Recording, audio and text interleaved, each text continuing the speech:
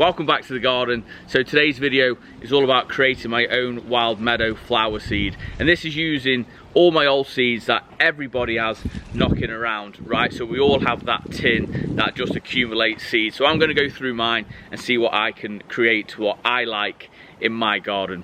So not only that, I'm going to show you how to get it down into the grass. So if you've got an existing space and it's not an open space, so bare soil, and you want to use the lawn that you've already got, I'm going to show you a real easy way and a super cheap way to get it down, bedded into the grass, so it actually gets a really lush wild meadow flower seed. So join me. Now I was actually going to do this inside today, but it's such a nice day that I figured we'll do it outside. It is a little bit windy, so hopefully I don't lose too many seeds. So this was inspired by my mother-in-law Sue, and this isn't a prescription for her. This is full of poppy seeds. Now she said to me, what I do, collect them when they're dry and just put a load down in the spring, and that got me thinking, right, that got me thinking, how can I do something similar? Now what I've created on my garden, on my front garden, is two separate patches now with the path running through. So on the right hand side, as we look at it, and I'll show you, this is going to become all wild meadow. Dahlias are still very much going on the right, still got to clear it out. You can roughly see the path meandering through now. All this is going to become wild meadow, and on the left we'll go back to a lawn in June, but it will still have this shape. So what I might do is get a few sticks and outline it, which I think will look quite rustic and very much in with the cottage theme.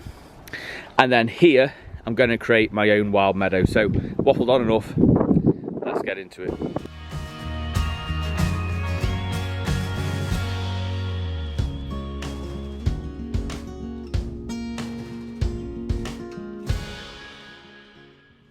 So these have made the final cut. So we're going to have some verbena, which I have sown some verbena, but it is very, very slow.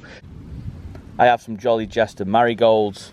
I already have my poppy seeds, and I believe these are like a bit of an Icelandic poppy, but I'm really interested to see how these come out. I'm going to put some nasturtiums through, because the butterflies absolutely love nasturtiums, and I'm not putting too many in the rear garden. We're gonna do a sprinkling of cosmos, some pink cosmos, some cornflowers, which my wife's absolute favourite, and I can see why. They're absolutely beautiful. And also I'm gonna put some borage in there as well. Now I'll show you this. My tin, they come out of my tin and they're absolutely everywhere, so I'm going to have to scoop them all up. So that's going to make my final cut. Cornflowers, borage, poppies, cosmos, marigolds, verbena, and a few nasturtiums as well. What I'm going to go ahead and do is I'm actually going to put all of my seeds that I want in the tin and give it a mix up with kind of the ratios that I want.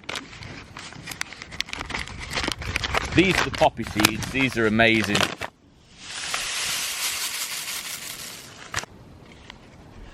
These are my Jolly Jesters, borage,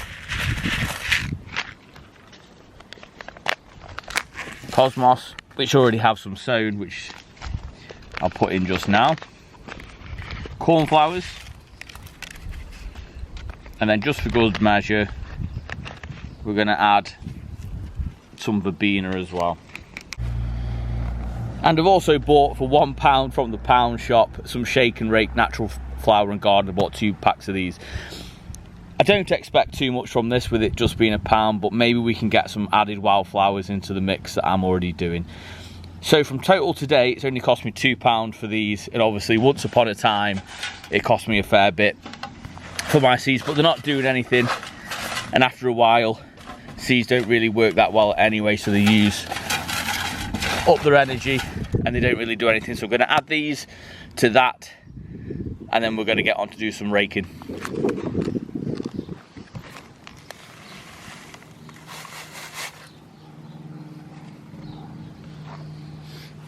You can't actually see much seed in here, in all fairness, not much at all.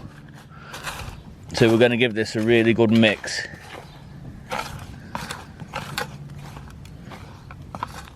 It doesn't look that much, but it'll actually go quite a long way.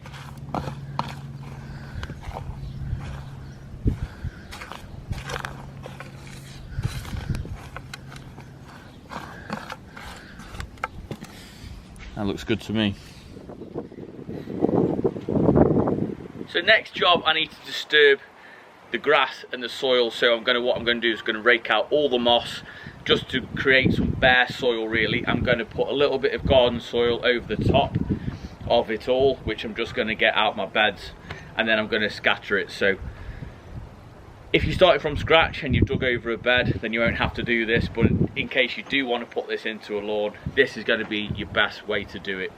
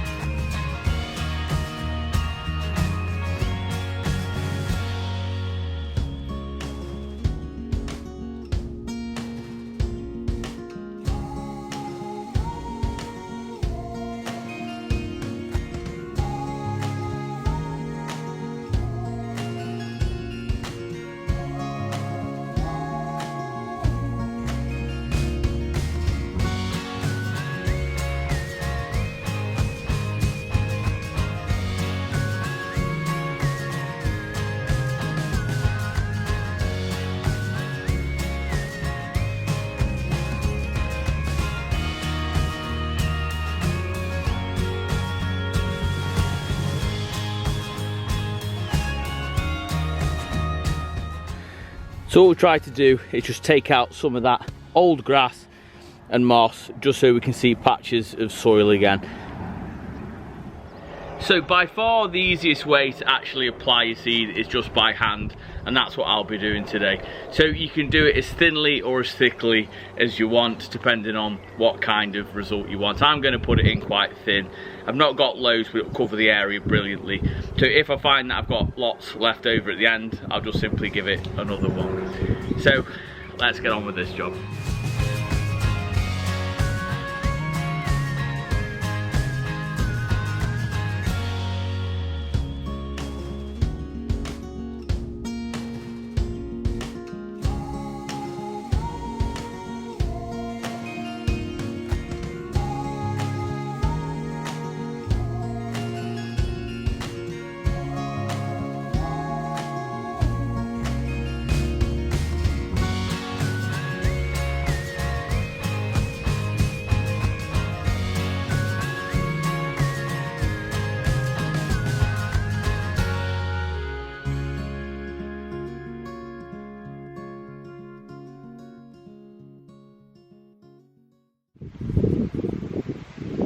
So last July I actually decked down the hedge behind me, the hawthorn, and I kept all the stems and all the wood. I'm actually going to create a bit of an edge on the wild meadow border just to see what that looks like. If I don't like it, I'll take it down, but I thought it might just give it a little bit of a different feel.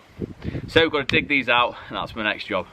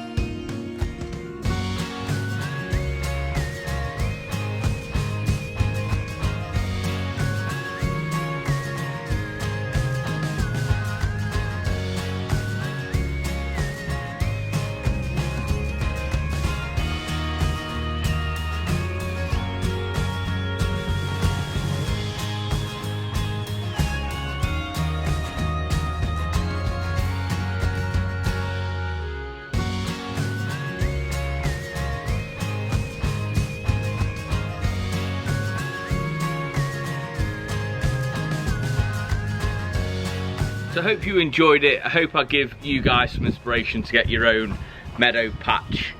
So as you can see, I've got plenty to do here. The aim is to create a bit of a cottage garden in the front garden.